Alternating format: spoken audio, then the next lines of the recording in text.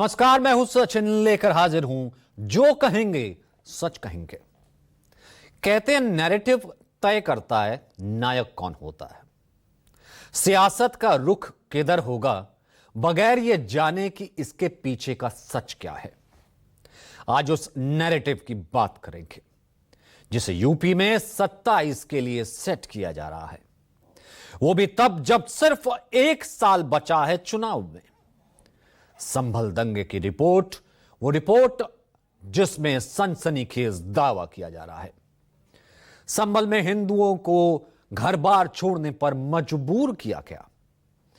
45% से घटकर हिंदुओं की आबादी 15% पर आ गई। आखिर कौन है इसका जिम्मेदार? वहां के रहने वाले मुसलमान या जिनके कंधे पर थी सरकार? संभल दंगों की रिपोर्ट आ गई है। अब हिंदू मुस्लिम दंगों पर बात होगी।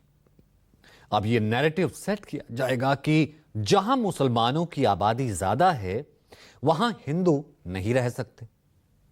हिंदुओं को तो ऐसे तंग किया गया कि वो संभल छोड़ने पर मजबूर हो गए। इतिहास की तुलना जब भी वर्तमान से करेंगे तो ऐसे रिजल्ट ही आपको मिलेंगे। सिर्फ हिंदू मुसलमान दंगों पर क्यों बात होती है? देश में जातीय दंगे हुए, इस पर सबकी जुबान बंद क्यों रहती है? जब अगड़ी जातियां दलितों पर जुल्म करती हैं तब क्या उसे चुनावी मुद्दा बनाया जाता है? क्या देश में गड़े मुर्दे उखाड़े जाते रहेंगे और असल मुद्दों पर भी कभी बात होगी? क्या मुद्दों पर बात करेंगे या मुद्दों पर सवाल कर सकेंगे? हर मस्जिद में मंदिर तलाशेंगे और हर मकबरे में शिवलिंग ढूंढेंगे क्योंकि इससे वोट मिलता है। इसलिए आज हम सिर्फ संभल दंगे पर आई न्यायिक रिपोर्ट की बात नहीं करेंगे, देश के ज्वलंत मुद्दों पर बात करेंगे जिसे आपको ठीक से समझना जरूरी है। क्योंकि सवाल है, संभल में 45 से 15% तक पहुंच गए हिंदू, तो जिम्मेदार मुसलमान या सरकार? मुद्दों पर क्यों नहीं बात? क्या बिछाई जा रही है सियासी बिसात? संभल के रास्ते दंगों पर न्यायिक रिपोर्ट क्या 2027 के वास्ते है? आज इसी पर जो कहेंगे सच कहेंगे।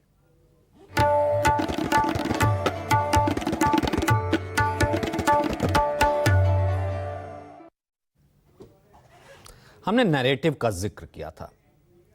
शो की शुरुआत उसी नैरेटिव से जिसकी बानगी एक तस्वीर आपको दिखाते हैं। यह सिर्फ एक तस्वीर नहीं बल्कि विकास के उस नारे पर भी बात करने पर मजबूर करती है जो दिल्ली से 2014 से दिया जा रहा था। सबका साथ, सबका विकास का नारा। यह तस्वीर है संभल में पिछले साल हुई हिंसा मामले में गठित न्यायिक आयोग की रिपोर्ट की, जो उसने सीएम योगी को सौंपी है। रिपोर्ट में इस बात का भी जिक्र है कि बार बार दंगों से संभल में हिंदू आबादी कम होती गई, यानी डेमोग्राफी में बदलाव हुआ। यह वही शब्द है जिसका राजनीतिक हथियार की तरह इस्तेमाल बीजेपी करती है।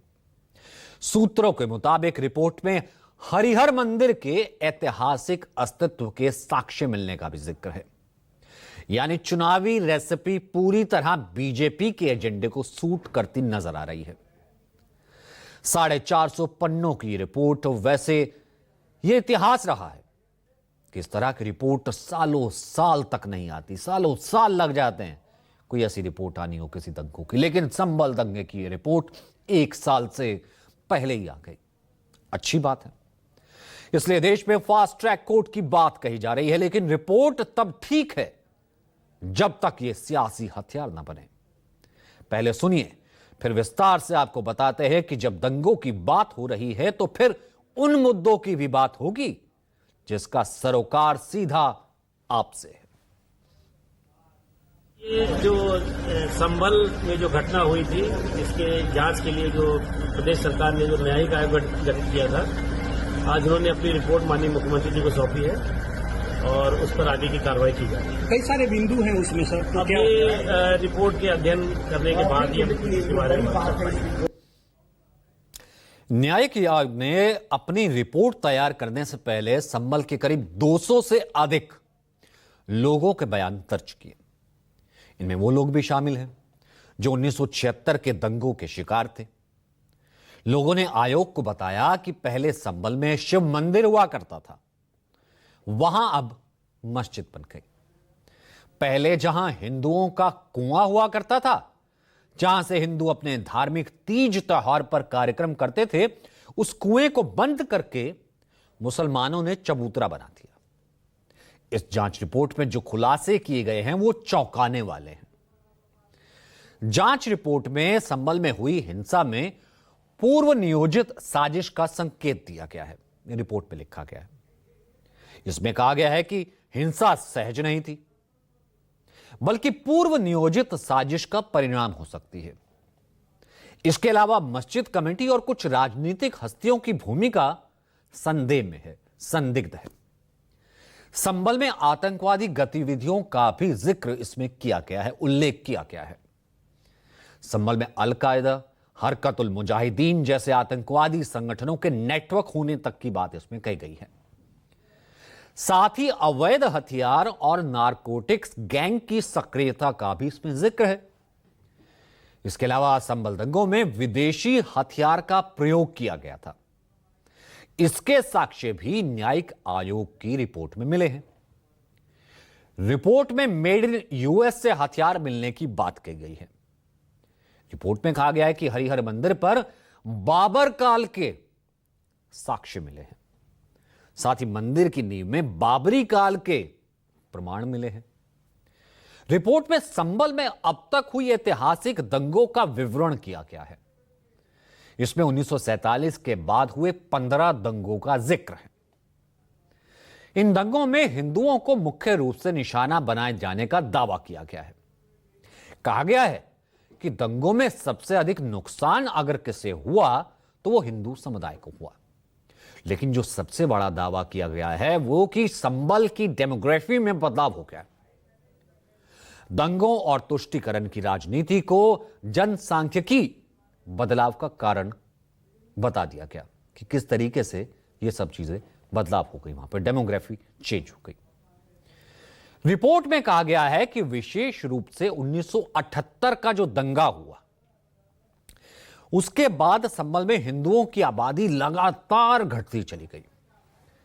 आयोग के सामने यह भी आया कि बीते 49 साल में बड़ी संख्या में हिंदुओं की वहां हत्या हुई और पिछले 5 दशक में संभल की डेमोग्राफी में बहुत बड़ा बदलाव हो गया। यानी 1947 में संभल नगर पालिका क्षेत्र में हिंदू 45% और मुस्लिम 55% थे। अब हिंदू घटकर 15% रह गए, मुस्लिम आबादी 85% तक पहुंच गई। तुष्टीकरण, योजनाबद्ध दंगे और डर का माहौल इस बदलाव की मुख्य वजह माना जा रहा है। इसमें हिंदुओं के जबरन धर्मांतरण का भी जिक्र है, धर्म परिवर्तन का भी जिक्र है। यह भी कहा गया कि मुस्लिम हिंदुओं को डराते थे, धमकाते थे, उनकी संपत्ति पर कब्जा करते थे। मौत या पिटाई के डर से हिंदुओं ने धर्म बदल लिया।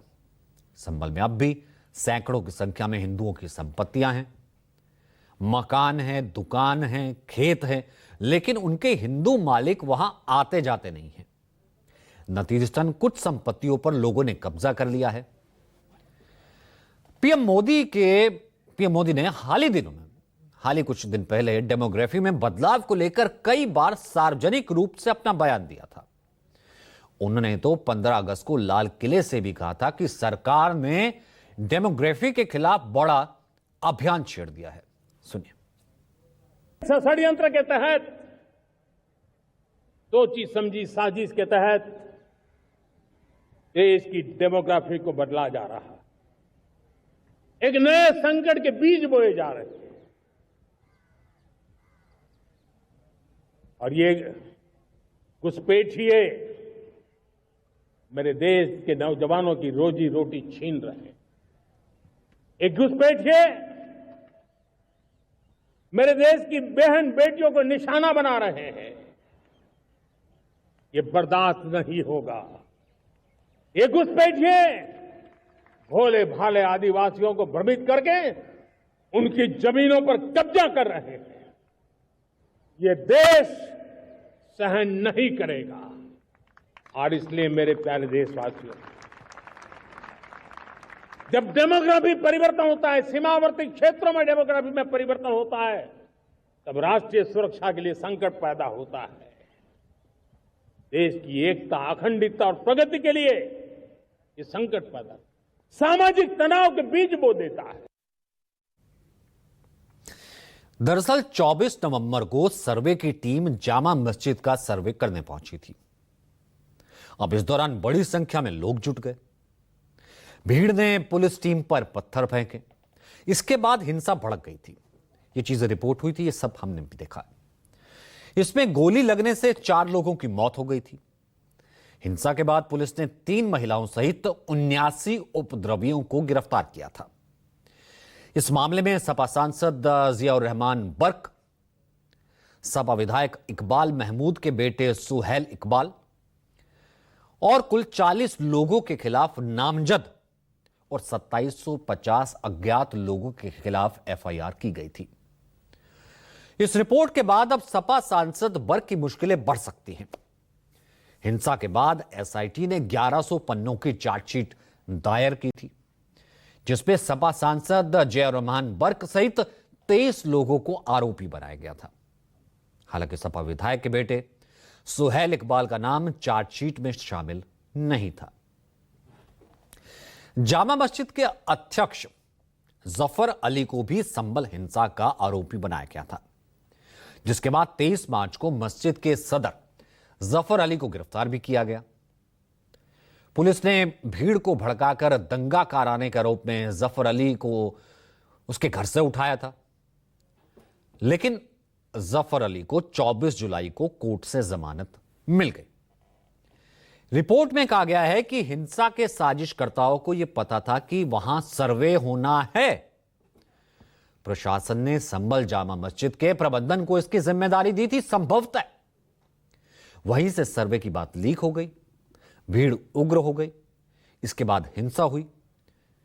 इसके बाद से मुख्यमंत्री योगी आदित्यनाथ कई बार संभल का जिक्र कर चुके हैं।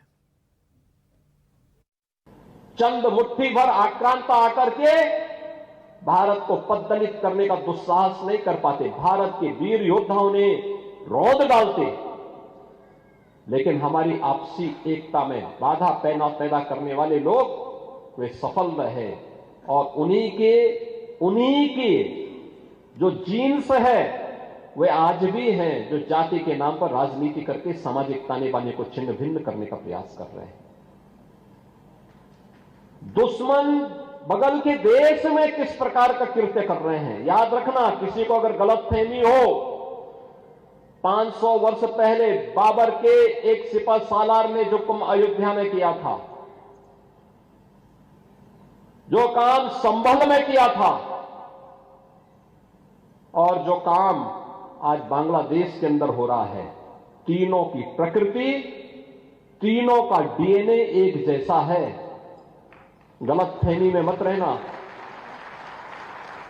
अगर कोई ये मानता है कि वो बांग्लादेश में हो रहा है, तो यहां भी बांटने वाले तत्व उनके लिए बेट बन करके खड़े हो रखे हैं। अब सवाल यह है कि क्या सिर्फ हिंदू मुसलमान की राजनीति से ही भला होगा?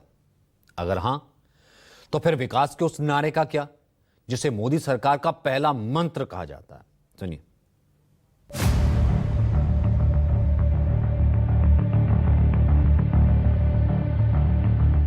पूरी धरती को नरक बनाने की साजिश का हिस्सा था, जिसके तहत कभी काशी में काशी विश्वनाथ मंदिर, कभी अयोध्या में श्री राम जन्मभूमि, कभी मथुरा में श्री कृष्ण जन्मभूमि, कभी संभल में कल के अवतार की हरिहर भूमि, कभी भोज में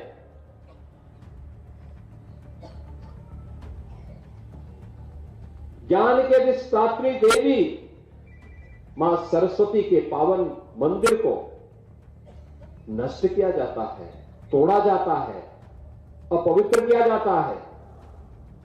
इन मंदिरों को तोड़ने से कभी सोमनाथ का मंदिर अपवित्र किया जाता है, इन मंदिरों को तोड़ने से उनका कुल और वंश ही नष्ट हुआ होगा। इन मंदिरों को अपवित्र किया है। ये फैले फुले नहीं होंगे कि दुनिया के अंदर अगर विश्व शांति की स्थापना करनी है तो यह सनातन धर्म ही उसको कर सकता है। मंदिरों के उत्थान से किसे परहेज है, लेकिन विकास के उस नारे का क्या जिसे मोदी सरकार का पहला मंत्र कहा जाता है? दिल्ली से लखनऊ तक लगाया जाता है सुरक्षा की उस गारंटी का क्या जो हर मन से दी जाती है? संभल में हिंदुओं के पलायन का जिम्मेदार कौन है? सौहार्द बनाए रखने और सुरक्षा देने की जिम्मेदारी तो सरकार की होती है, दंगा रोकने की जिम्मेदारी भी सरकार की होती है। जब जब पलायन हुआ और रिपोर्ट के मुताबिक उत्पीड़न हुआ, क्या उस वक्त की सरकार जिम्मेदार नहीं थी? जिसकी भी सरकार हो, जवाबदेही उसी की होती है। रिपोर्ट आई, सियासत आई, मुद्दों के बजाय रिपोर्ट मंदिर और मुसलमान के इर्द गिर्द सिमट गई। संभल में पिछले 9 साल से जो हिंदू पलायन किए हैं, इसके लिए भाजपा सरकार दोषी और जिम्मेदार है। 9 साल से उत्तर प्रदेश में भाजपा की सरकार है और भाजपा की सरकार लगातार पूरे प्रदेश में सांप्रदायिक तनाव, हिंसा और नफरत फैलाने की जिम्मेदार और दोषी है। संभल की रिपोर्ट ऐसे वक्त में आई है जब 27 के सिंहासन की सियासत शुरू हो चुकी है। महज 1 साल बाद यूपी में चुनाव है और संभल की रिपोर्ट 27 की सियासत की बिसात है। बीजेपी अयोध्या वाराणसी टू संभल इसी रास्ते 27 में प्रयोग करेगी। अयोध्या बीजेपी के हिंदुत्व का सेंटर पॉइंट बन चुकी है। लोकसभा यूपी उपचुनाव में भुनाने की कोशिश की गई। ज्ञानवापी मस्जिद सर्वे को बीजेपी ने मुद्दा बनाया, हिंदू वोट बैंक पर निशाना साधा। मथुरा शाही ईदगाह मस्जिद को भी सियासत के सेंटर में ले आई, जिसका जिक्र बार बार योगी ने किया है। चुनाव में बीजेपी का कोर मुद्दा है। संभल शाही मस्जिद सुर्खियों में है। इसका सर्वे योगी राज में हुआ, जिसके जरिए हिंदू एकता का मैसेज देने की कोशिश की गई। जाहिर है 2027 का चुनाव बीजेपी हिंदुत्व के सहारे ही उतरेगी। 80-20 के नारे और कटेंगे तो बटेंगे के नारे गूंज सकते हैं। जाति को आपस में लड़ा करके बांग्लादेशी घुसपैठियों को, रोहिंग्या मुसलमानों को, आपकी जमीनों को कब्जा करवा करके आपके संसाधनों पर लूट खसोट करवाएगी। और इसीलिए तो मैं आपसे बार बार कह रहा हूं, बटे थे बहनों और भाइयों, तो अयोध्या का अपमान झेलना पड़ा था। बटे थे तो पाकिस्तान और बांग्लादेश बन गया। बटे थे तो काशी में अपमान झेलना पड़ा था। बटे थे तो बहन बेटियों की इज्जत के साथ खिलवाड़ हुआ था। इसलिए बटे थे तो कटे थे, कटेंगे तो कटेंगे। एक रहना है, एक रहेंगे तो सेफ रहेंगे, नेक रहेंगे। सवाल यही है कि विकास, रोजगार और किसानों की बात कौन करेगा? मानस श्रीवास्तव और अशोक तिवारी की रिपोर्ट, न्यूज 24। ऐसा लगता है कि देश में इस समय हिंदू मुसलमान से बड़ा मुद्दा शायद कुछ और है ही नहीं, जबकि सच्चाई से अलग है। अगर रियलिटी की बात करें, वास्तविकता की बात करें, तो देश बेरोजगारी, किसानों की घटती आय, आत्महत्या, महंगी शिक्षा, चरमराई स्वास्थ्य व्यवस्था से जूझ रहा है। लेकिन इन मुद्दों पर रिपोर्ट तैयार ही नहीं हो रही। और अगर किसी मामले पर कमीशन बनाया भी जाता है तो फाइलें सरकारी दफ्तरों के किसी कोने में पड़ी रहती हैं। सालों साल लग जाते हैं उस रिपोर्ट को बनने में, फिर उसके बाद उस पर अमल होने में। पहले जरा किसानों की सुध ले लेते हैं। 2014 में मोदी सरकार आई तो लक्ष्य यह तय किया गया कि 2022 तक देश में अन्नदाता की आय 2 गुनी हो जाएगी। तारीख आई, चली गई, किसानों की हालत और खस्ता होती गई। कृषि लागत और मूल्य आयोग यानी कि CACP के आंकड़ों की बात माने तो पता यह लगता है कि पिछले 10 साल में किसानों की आय में बढ़ोतरी तो हुई, लेकिन ये बढ़ोतरी ग्रामीण इलाकों में महंगाई के मुकाबले बहुत कम है। यानी महंगाई तो बढ़ गई, लेकिन उसके मुकाबले किसानों की इनकम में बढ़ोतरी नहीं हुई। जिस पर रिपोर्ट आनी चाहिए वो नहीं आई। एक रिपोर्ट कहती है देश के 55.4% किसान परिवार कर्जदार हैं, उनके ऊपर कर्जा है। हर कृषि परिवार पर औसतन 91,231 रुपए का कर्ज है। किसान परिवारों की औसत आय सिर्फ 13,661 रुपए प्रति महीना है और ये उनकी स्थिति है जो देश का अन्नदाता है। भारत की जनसंख्या का सबसे बड़ा हिस्सा इन्हीं किसानों का है। पूर्व उपराष्ट्रपति जगदीप धनखड़ भी कई बार खुलेआम मोदी सरकार की आंखों में आंखें डालकर किसानों के मामले पर सवाल कर चुके थे। फार्मर इज स्ट्रेस्ड, ये बहुत गहराई का मुद्दा है। इसको हल्के में लेने का मतलब है we are not practical, our policy making is not in right track. कौन है वो लोग कहते हैं कि अपने किसान को उसके उत्पाद की उचित मूल्य दे देंगे, तो मुझे समझ में नहीं आता कोई पहाड़ गिरेगा। किसान अकेला है जो असहाय है। He doesn't decide what he can decide. कृषि मंत्री जी, एक एक पल आपका भारी है। मेरे आपसे आग्रह है और भारत के संविधान के तहत दूसरे पद पर विराजमान व्यक्ति आपसे अनुरोध कर रहा है कि कृपया करके मुझे बताइए क्या किसान से वादा किया गया था और वादा किया गया वादा क्यों नहीं निभाया गया और वादा निभाने के लिए हम क्या कर रहे हैं। गत वर्ष भी आंदोलन था, इस वर्ष भी आंदोलन है, काल चक्कर घूम रहा है, हम कुछ कर नहीं रहे हैं। किसान, बात किसानों के मुद्दे की हुई। अब जरा रोजगार पर थोड़ा आगे बढ़ते हैं। 2014 में जब मोदी सरकार आई थी तो नारा यह दिया था कि अब की बार हर साल 2 करोड़ रोजगार। 11 साल हो गए। आंकड़ों पर नजर डाले तो सरकारी फाइलों में मौसम सुहाना लगता है, और जब इस फाइल के पन्ने पलटते हैं तो रोजगार किसे कहा गया है, किसे बेरोजगार कहा गया है और बेरोजगारी कैसे कम हुई है, अगर देखेंगे तो आपका सिर चकरा जाएगा। भारत दुनिया की 4थी सबसे बड़ी अर्थव्यवस्था है, लेकिन युवाओं की बेरोजगारी की रिपोर्ट बेहद खतरनाक है, चिंताजनक है। लेबर ब्यूरो की पीरियोडिक लेबर फोर्स सर्वे जुलाई 2023 से जून 2024 की रिपोर्ट जब सामने आई तो उसमें कहा गया कि कई राज्यों और केंद्र शासित प्रदेशों में युवा बेरोजगारी दर डबल डिजिट में 2 डिजिट में पहुंच चुकी है, लेकिन सरकार मुद्दों की बात नहीं करती। विपक्ष भी सरकार को इसी मुद्दे पर घेरता है। सबसे बड़ा मुद्दा बेरोजगारी। आज इस देश में युवाओं को रोजगार नहीं मिल सकता। 45 साल में सबसे ज्यादा बेरोजगारी हिंदुस्तान में आज है। देश के युवाओं को यह बता दीजिए कि आपकी सरकार ने उनको रोजगार दिलवाने के लिए क्या किया। पहले पब्लिक सेक्टर हुआ करता था, गरीबों को उसमें नौकरी मिलती थी। क्या हुआ पब्लिक सेक्टर का? कहां गया? अदानी के पास गया, अंबानी के पास गया। पहले सेना में आप लोग जाते थे, पेंशन मिलती थी, पूरी जिंदगी सेना आपकी रक्षा करती थी। क्या हुआ? अग्निवीर हुआ। किसको फायदा मिला? अदानी को, अंबानी को। और बिहार के युवाओं को क्या हुआ? 4 साल सेना में जाओ, गोली खाओ, और अगर कुछ हो जाए आपको शहीद का दर्जा नहीं मिलेगा। क्यों? क्योंकि आप अग्निवीर हो। ये क्यों किया? अदानी अंबानी की मदद करने के लिए।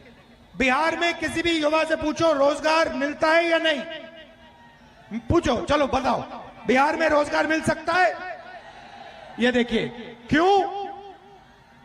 क्योंकि अदानी और अंबानी की पूरी मदद की जा रही है, और अब ये आपकी आवाज को दबाना चाहते हैं। कोई जात के हो, कोई धर्म के हो, कोई वर्ग के हो, सब लोगों को हम लोग साथ चल लेकर के चलेंगे। लेकिन ये बीजेपी वाले दंगा फसाद कराने वाली पार्टी है, तो इनके चक्कर में मत रहिएगा। ये हिंदू मुसलमान करेंगे ताकि आप बेरोजगारी का मुद्दा छोड़ दे, आप महंगाई का मुद्दा छोड़ दे, आप पलायन का मुद्दा छोड़ दे, आप शिक्षा चिकित्सा का मुद्दा छोड़ दे। इसलिए असल मुद्दे की लड़ाई करनी है, मुद्दों की बात नहीं करनी। मुद्दे पर चुनाव हम लोगों को लड़ना है। तो देश में अलग अलग जगहों पर उठते मंदिर मस्जिद विवाद के बीच संघ प्रमुख मोहन भागवत भी नसीहत दे चुके हैं। उन्होंने पिछले साल दिसंबर महीने में हिंदूवादी नेताओं को यह नसीहत दी थी। नाम किसी का नहीं लिया था, यह कहा था कि अयोध्या में राम मंदिर बन गया। अब इसके बाद कुछ लोग ऐसे मुद्दों को उछालकर खुद को हिंदुओं का नेता साबित करने की कोशिश में लगे हैं। संघ प्रमुख ने इससे पहले जून 2022 में भी मंदिर मस्जिद विवाद से बचने की नसीहत दी थी। अपनी संविधान सम्मत न्याय व्यवस्था को पवित्र सर्वश्रेष्ठ मानकर उसके निर्णय हमको पालन करने चाहिए। उनके निर्णयों पर प्रश्न चिन्ह नहीं लगाना चाहिए। ठीक है, प्रतीकात्मक कुछ हमारी विशेष श्रद्धा थी, ऐसे स्थानों के बारे में हमने कहा, लेकिन रोज एक मामला निकालना नया, यह भी नहीं करना चाहिए। हमको झगड़ा क्यों बढ़ाना है?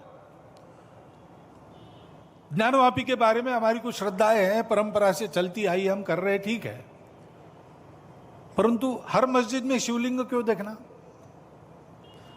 अरे भाई, वो भी एक पूजा है, ठीक है, बाहर से आई है, लेकिन जिन्होंने अपनाई है वो मुसलमान, वो बाहर से संबंध नहीं रखते, ये उनको भी समझना चाहिए। यद्यपि पूजा उनकी उधर की है, उसमें वो रहना चाहते तो अच्छी बात है, हमारे यहां किसी पूजा का विरोध नहीं, सबकी मान्यता और सबके प्रति पवित्रता की भावना है।